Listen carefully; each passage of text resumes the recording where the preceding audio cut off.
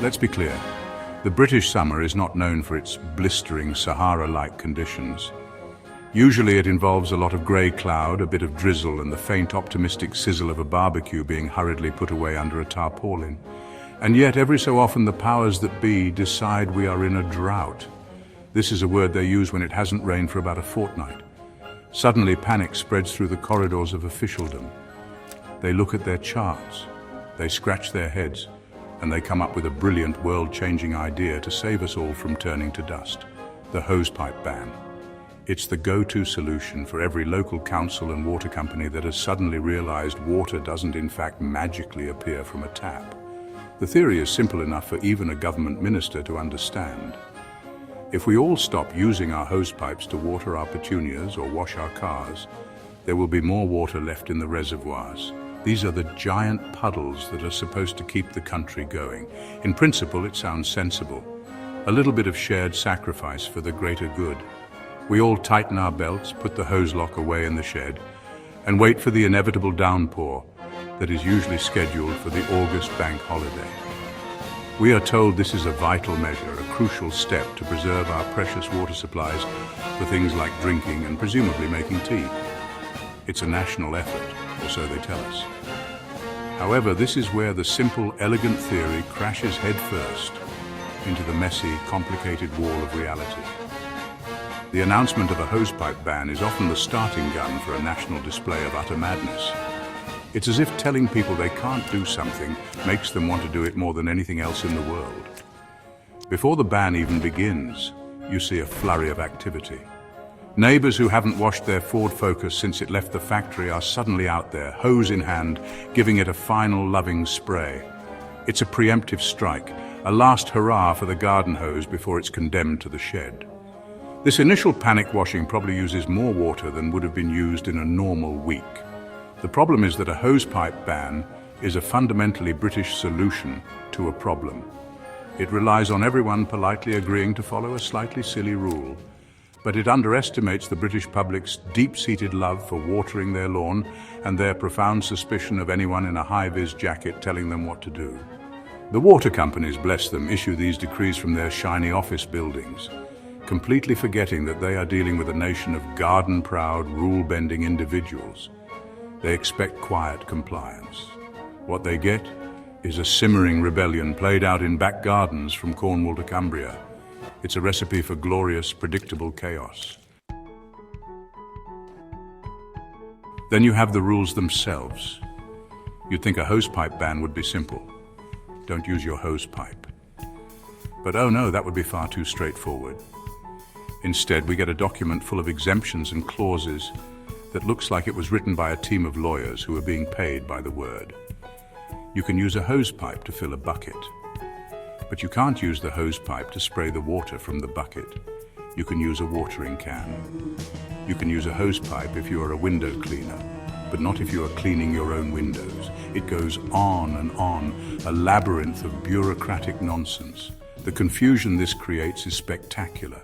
People are genuinely unsure what they are and are not allowed to do.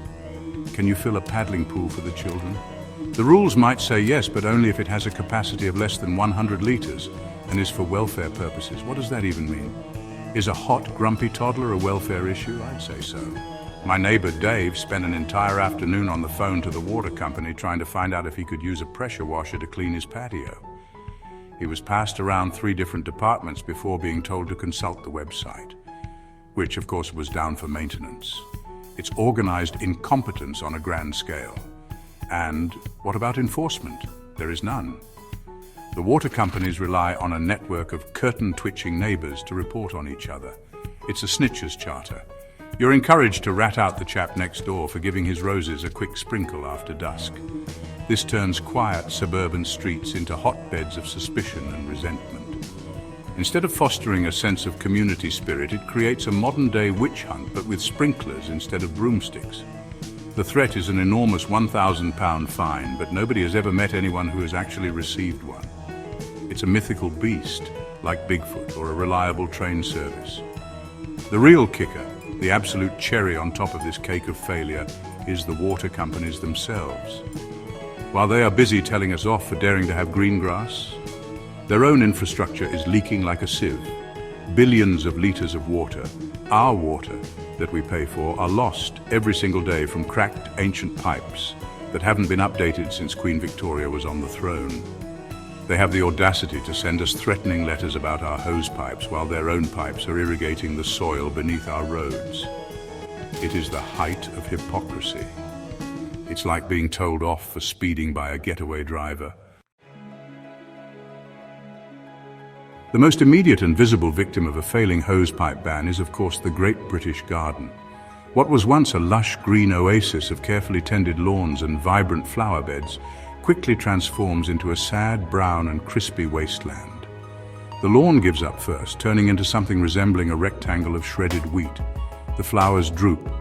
The leaves on the shrubs curl up in despair, and the whole place starts to look like the set of a post-apocalyptic film.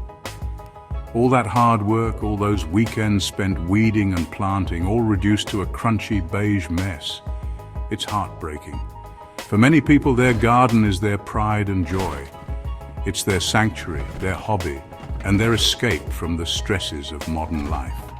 Watching it wither and die because of a rule that nobody seems to be following properly is infuriating. You spend your days dutifully filling up watering cans, a back-breaking task that achieves very little, only to see your neighbor across the street blasting his driveway with a pressure washer at 10 o'clock at night. The sense of unfairness is palpable. It makes you want to concrete over the entire garden and paint it green. At least that would be low maintenance. Then you have the wider impact on wildlife. Gardens are not just for us, they are vital habitats for birds, insects, and other small creatures. When the ponds dry up and the flowers wilt, the whole ecosystem suffers. The bees have nowhere to go. The birds can't find worms in the concrete hard soil, and the hedgehogs are probably wondering where their next drink is coming from. A nationwide garden die-off is not just an aesthetic problem, it's an environmental one. We're told to create wildlife-friendly gardens, and then we are prevented from keeping them alive. It's another classic case of the left hand not knowing what the right hand is doing. And let's not forget the allotment holders. These are the people who are genuinely trying to be self-sufficient, growing their own vegetables to feed their families. A hosepipe ban can be devastating for them. Trying to keep rows of thirsty runner beans and potatoes alive with just a watering can is a Herculean task. Many simply give up, and a season's worth of effort goes to waste. The irony is that these people are doing exactly what we should all be encouraged to do, reducing food miles and connecting with nature. Yet they are penalized by a blunt, one-size-fits-all rule that fails to account for their efforts. So we have a situation where the rules are confusing, the people enforcing them are the worst offenders, and the result is brown gardens and angry neighbors.